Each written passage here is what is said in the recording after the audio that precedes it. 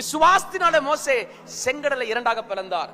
அப்போ எது எது விசுவாசம், என்ன பண்ணாரு அப்படி நம்ம படிச்சுட்டா நம்ம வாழ்க்கையில கூட இருக்கிற தடைகளை பிளக்கலாம்.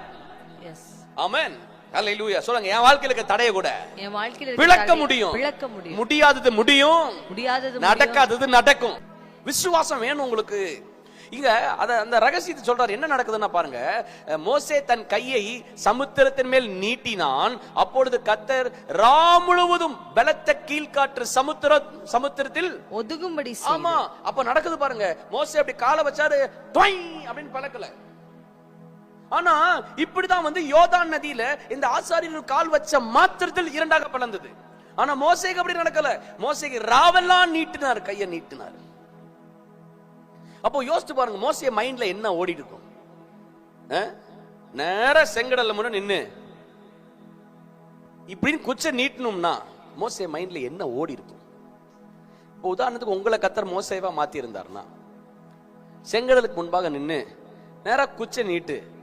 ஈஸியா புரியுற மாதிரி சொல்றேன் பாருங்க. 10ஆம் தேதி டியூ வருது, நேரா பேங்க்குக்கு போய் கை எப்படி நீட்டு, அக்கௌண்ட்ல பணம் வந்துடும்னா எத்தனை பேர் புறப்பட்டு போய் பேங்க்ல கேஷியருக்கு முன்னாடி இப்படி கை எப்படி நீட்டுவீங்க? கேஷியர் என்ன பண்ணுவார்னா, சிசிடிவி கேமரால ஒரு போட்டோ எடுத்து நேரா வைன்னு அனுப்பிடுவார். யோசிச்சு பாருங்க. அப்ப அந்த பிரஷர் தான் அவர் மைண்ட்ல இருக்கும்.